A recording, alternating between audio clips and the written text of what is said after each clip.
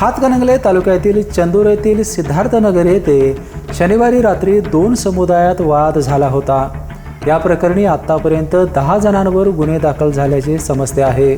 आज बीपीएनने प्रत्यक्ष घटनास्थळी भेट दिली असता स्थानिकांनी विद्यमान जिल्हा परिषद सदस्य आणि त्यांची मुले या प्रकरणाला कारणीभूत असल्याचा आरोप केला आहे।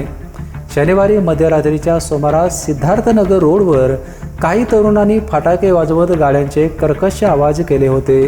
त्यावेळी स्थानिकांनी त्यांना याबाबत विचारणा केली असता वाद झाला। या वादाचे रूपांतर पुढे दगडफेकीत झाले।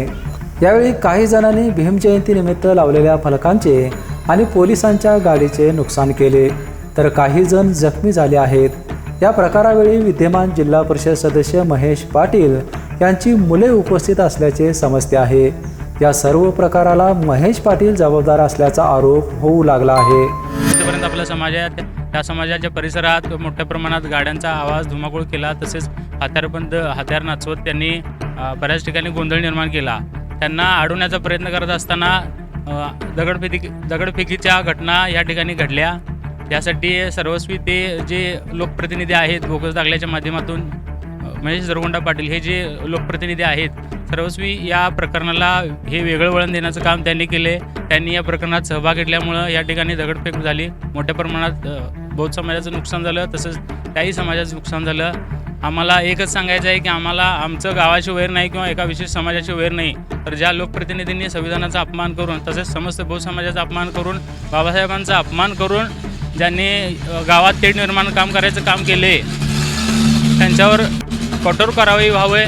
तसेच पोलीस प्रशासनाला विनंती आहे की निष्पक्ष चौकशी करून ज्या गोष्टी घडलेल्या आहेत त्या व्यवस्थितरित्या तुम्ही अगदी निष्पक्षपणे चौकशी कराव्यात व दलित समाजाला न्याय द्यावा। कुठल्याही जातीशी आमचा काही संबंध नाही आणि इथून पुढं चांगल्या गुन्हेगारांना नाही करावं। जे गुन्ह्यामुळे व्हाले हे पोलीस खात्याने चौकशी करावी आणि मुलावरने जे गुन्हे दाखल झालेत ते गुन्हे होऊ नये, कारण का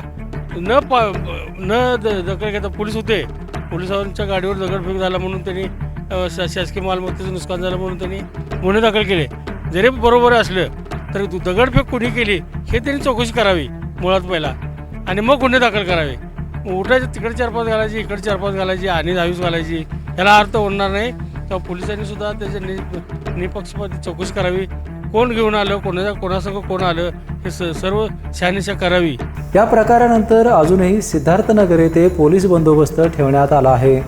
पोलिसांनी या प्रकरणी काही जणांची चौकशी सुरू करत पोलिसांनी दोन्ही समुदायाला शांततेचे आवाहन केले आहे। चंदूर या गावामध्ये काही 2 दिवसापासून वादविवाद चालू आहे एकमेकांचे, तर त्या संदर्भात सर्वांना माझी विनंती आहे की शांततेत राहावं, की जेणेकरून भविष्यात कोणताही तसा कायदेशीर प्रश्न निर्माण होऊ नये।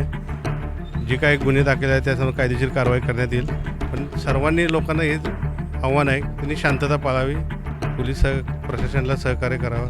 पटणकोडोली जिल्हा परिषद मतदारसंघातील चंदूर हे गाव असून नुकत्याच झालेल्या जिल्हा परिषद निवडणुकीवेळी महेश पाटील यांनी अनुसूचित जातीच्या बोगस दाखल्यावर निवडणूक लढवल्याचे प्रकरण न्यायप्रविष्ट असतानाच त्यांनाच या वादाला जबाबदार धरले जात आहे। बीपीएनसाठी कोल्हापूरहून विजय यशपुत्र।